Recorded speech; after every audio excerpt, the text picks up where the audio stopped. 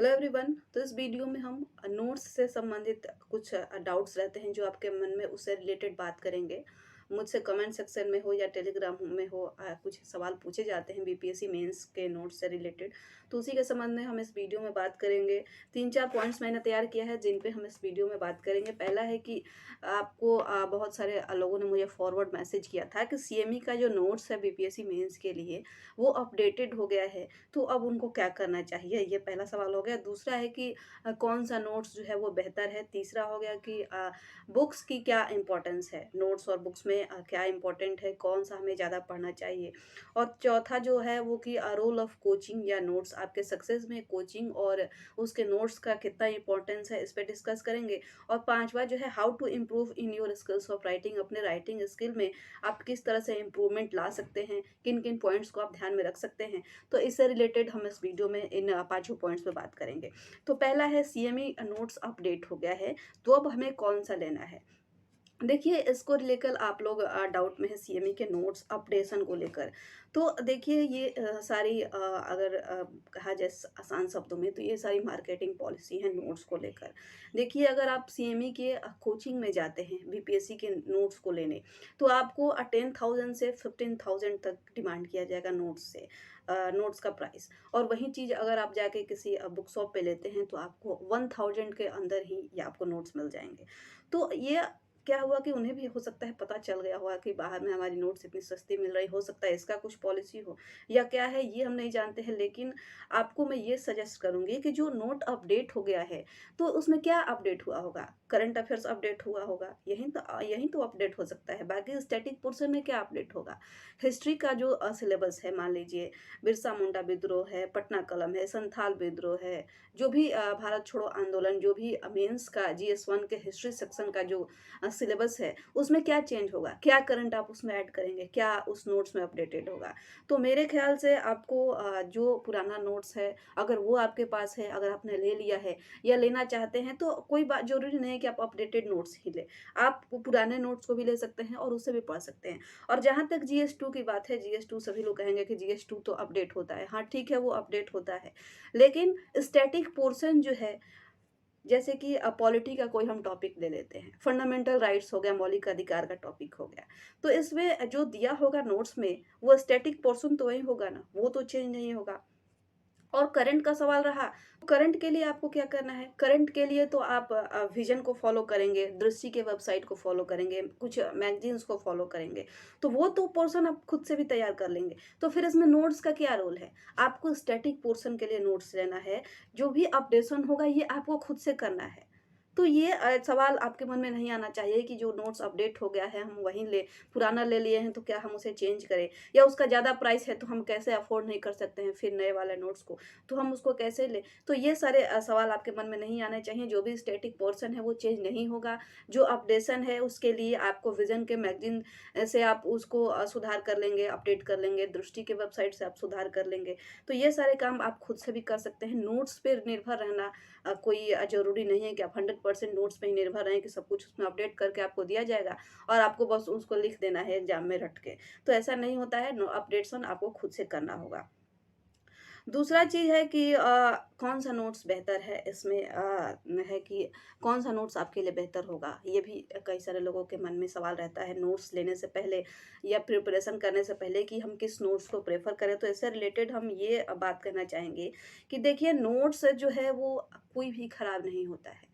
Matter ये करता है कि आपके लिए कौन सा बेटर नोट है, आपके लिए कौन सा बेटर नोट्स है। इसकी जो पुष्टि हम एग्जाम्पल एग्जाम्पल के साथ आपके साथ करना चाहेंगे कि मान लीजिए भगवत गीता है। भगवत गीता दुनिया की सारी ज्ञान से भरी हुई किताब है। कोई आपको वो गिफ्ट करता है कि लीजिए, दुनिया की जितनी भी समस्याएं हैं, जितने भी आपके जीवन से रिलेटेड जो भी समस्याएं हैं, इन सब का समाधान आपको इस भगवत गीता की किताब में मिल जाएगा। लेकिन उसका जो लैंग्वेज है, आपने ठीक है वो किताब ले लिया, लेकिन उसका जो लैंग्वेज है वो फारसी में दिया हो, वो बंगाली में लिखा हो, वो पर्शियन में लिखा हो, वो इटालियन में लिखा हो, वो चाइनीज में लिखा हो, तो क्या वो इतने सारे ज्ञान को समेटे हुए जो किताब है भगवत गीता, क्या वो आपके लिए इम्पोर्टेंट होगा? नहीं इम्पोर्टेंट होगा। क्यों? क्योंकि आप उसे समझ ही नहीं पाएंगे। इतनी अच्छी किताब दी हुई है, ज्ञान से भरी हुई किताब आपके पास टेबल पे रखी ही रह जाएगी, सिर्फ़ इसलिए कि आप उसको समझ नहीं पाएँगे, आप उसको पढ़ नहीं पाएँगे। तो नोट्स में भी यही चीज़ लागू होती है कि कोई भी नोट्स खराब नहीं है।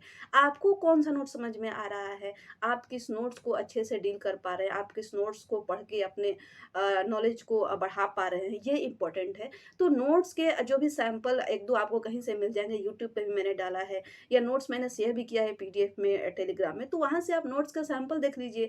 कौन-सा नोट्स आपके लिए बेटर है, ये आपको तय करना है क्योंकि पेपर अंतिम में आपको ही लिखना है। मेंस एग्ज़ाम आप देंगे। तो ये किसी पे आप ये मत सलाह लीजिए कि कौन-सा बेटर है, ये आप खुद तय करेंगे कौन-सा बेटर है और कौन-सा नोट्स आपके लिए इम्पोर्टेंट है। तो ये सवाल भी शायद क्लियर हो गया होगा। तीसरी चीज़ इसमें है कि बुक्स का इम्पोर्टेंस क्या है, बुक्स का क्या महत्व है आपके मेंस एग्ज़ाम में। तो इसमें हम ये कहना चाहेंगे बुक्स से रिलेटेड कि देखिए कोई भी नोट्स तैयार किया जाता है, कोई भी कोचिंग में पढ़ाया जाता है, तो वो कहाँ से पढ़ाया जाता है? उसका मेन जो आधार होता है, जो मेन बेस होता है, वो बुक से ही उठाया गया रहता है। बुक को ही सॉर्ट करके या लैंग्वेज चेंज करके आपको नोट्स दिया जाता है ताकि आपको बुक ना पलटना पड़े, डायरेक्ट उसी टॉपिक को आप वहाँ से पढ़ लें।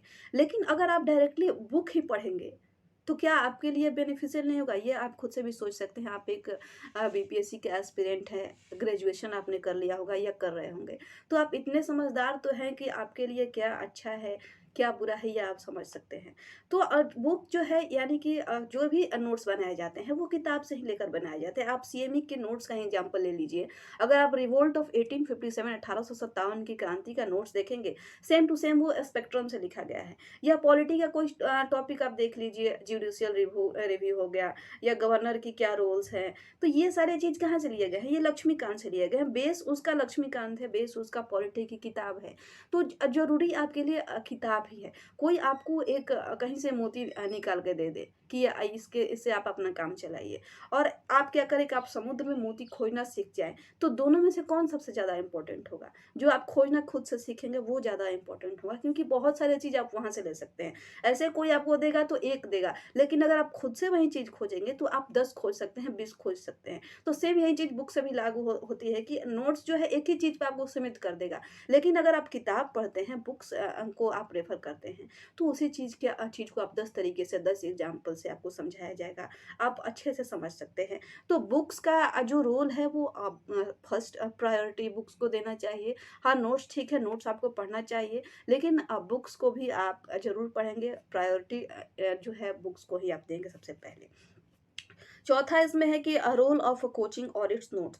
तो कोचिंग का नोट्स कोचिंग या उसके नोट्स का क्या रोल है आपके परीक्षा पास कराने में, इस बात पे हम डिस्कस करेंगे। तो कोचिंग का अगर हम रोल देखते हैं, तो देखिए अगर मान लीजिए कि हम सीएमई का है या आस्था का ही एग्जाम्पल लेते हैं, क्योंकि ये दोनों बीपीएससी के लिए थोड़ा-सा कॉमन नाम है, तो इसलिए हम इन्हीं का नाम लेते हैं।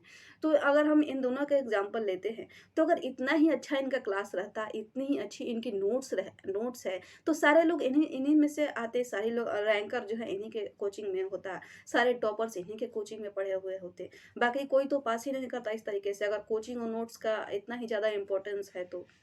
तो कोचिंग और नोट्स में ये करना है कि ठीक है, अगर आपने जॉइन किया है बहुत अच्छी बात है, लेकिन जे जो लोग नहीं जॉइन करते हैं उनके मन में थोड़ा-सा ये रहता है, थोड़ा-सा वो अपने आप को लो फ़ील करते हैं कि हमने कोई कोचिंग नहीं लिया, हमारे पास किसी का नोट्स नहीं है, हम कोचिंग अफ़ोर्ड नहीं कर सकते, हम दिल्ली नहीं जा सकते हैं, हम पटना नहीं जा सकते हैं, हम प्रयागराज जाके नहीं पढ़ सकते हैं।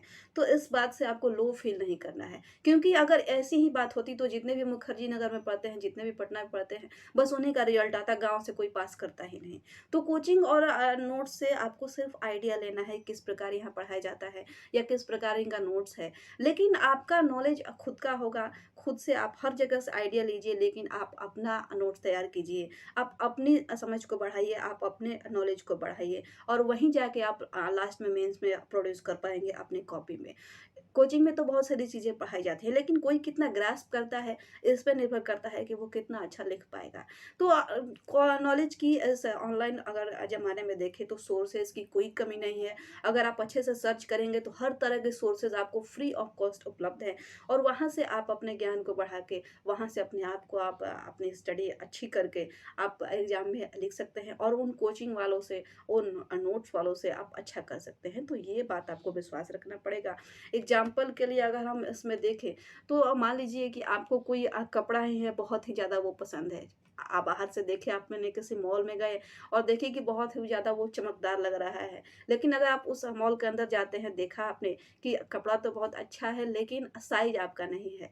मान लीजिए आपका मीडियम साइज़ है और जो कपड़ा है वो डबल एक्सेल है या एक्सेल साइज़ है। तो आप क्या करेंगे? इतनी अच्छी लगने के बावजूद भी आप वो कपड़ा को नहीं लेंगे, क्योंकि वो आपके लिए फिट नहीं है, वो आप में फिट नहीं आएगा। तो सेम यही चीज़ है कि आपको क्या आपके लिए क्या इम्पोर्टेंट है, कौन-सी चीज़ आपके लिए बेनिफिशियल है, ये आप तय करेंगे और उसको अपडेट भी आप खुद के हिसाब से करेंगे। कपड़ा ही लिए आप मान लीजिए थोड़ा-सा बड़ा-सा ही ले लेते हैं, आपकी बहुत ही अच्छा लग रहा है, इसको तो हम छोड़ नहीं सकते हैं। तो आप लेके उसको घर में आते हैं, फिर आपको टेलर के पास या घर में खुद से मशीन से उसे अपने हिसाब से फिट करते हैं। तो ये काम आप खुद ही करते हैं। तो ये नहीं आप बोलते हैं कि आप मेरे साइज़ का क्यों नहीं ले? दुकान में क्या आप कभी ऐसा बोले हैं या मॉल में कि मेरे साइज़ का क्यों नहीं है यहाँ? आपको जो पसंद आता है, मान लीजिए हल्का छोटा या बड़ा हो, आप घर पे लेके आते हैं, उसको अपडेट करते हैं। तो नोट्स और नोट्स का भी यही काम है, आप पढ़िए, हर जगह से पढ़िए, आइडिया लीजिए, आपको क्या सूट करता है, ये आप चुनिए उसमें से। 5वां जो चीज़ है वो है how to improve in your writing skills. अपने राइटिंग स्किल में आप किस प्रकार से सुधार कर सकते हैं, किस प्रकार आप अपने राइटिंग स्किल को बढ़ा सकते हैं। तो राइटिंग स्किल को कैसे इम्प्रूव करें, इसके विषय में हम ये कहना चाहेंगे। राइटिंग स्किल से रिलेटेड मैंने एक वीडियो भी बनाया है, उसको आप देख लेंगे तो राइटिंग से रिलेटेड आपके बहुत सारे डाउट्स उस वीडियो से क्लियर हो जाएंगे। इसमें हम ये कहना चाहेंगे कि देखिए, बहुत सारे लोग मेरे पास आंसर भेजते हैं अपना टेलीग्राम पे। कभी कभी मेरे पास कोई कोई आंसर देता है, तो वो क्या करते हैं कि कोई भी टॉपिक है, मान लीजिए मौर्य कला पर उन्होंने लिखा है, तो वो क्या करेंगे कि बिल्कुल सेम टू सेम वो सीएमई का नोट्स उठा के और कॉपी कर दे रहे हैं। कोई करंट का क्वेश्चन है तो डायरेक्ट वो किसी वेबसाइट से, दृष्टि से, विजन से उसको डायरेक्ट लिख दे रहे हैं। तो क्या इस तरह करने से आपको मार्क्स मिलेगा? ये आप खुद से सोचिए। देखिए, कोचिंग में कितने सारे लोग पढ़ते हैं, सीएमई का ही कोचिंग है, उसमें कितने स्टूडेंट्स हैं, ये आपने देखा होगा या आप जानते होंगे। लेकिन अगर सभी लोग उसी नोट्स को, मान लीजिए मौर्य कला क्वेश्चन आया बीपीएससी के मेंस में और सेम टू सेम जाके सभी लोग वही आंसर दिखाएं, तो क्या मार्क्स मिलेगा? किसी को नहीं मिलेगा, एवरेज मार्किंग हो जाएगी और इसी में आप पीछे रह जाएंगे। आपको क्या करना है कि नोट्स ठीक है, पढ़ना है, हर जगह से पढ़ना है, लेकिन उसमें आपको अपना कंसेप्ट बिल्डअप करना है। आप अपने लैंग्वेज में उसे लिखने की कोशिश कीजिए। आप किस प्रकार उसमें कुछ अपडेट कीजिए, कुछ करंट का है तो उसमें ऐड कीजिए। नोट्स ठीक है, वो दिखाया जाता है कि हाँ, इस प्रकार आप लिख सकते हैं। इसका मतलब ये नहीं होता है कि सेम टू सेम आप उसको कॉपी कर लेंगे। और सीएमई के नोट्स के पीछे लोग क्यों भाग रहे हैं? मैंने उससे रिलेटेड 2-3 वीडियो डाले हैं। सीएमई का कुछ पीडीएफ मेरे पास था जो कि फ्री में मुझे मिला था।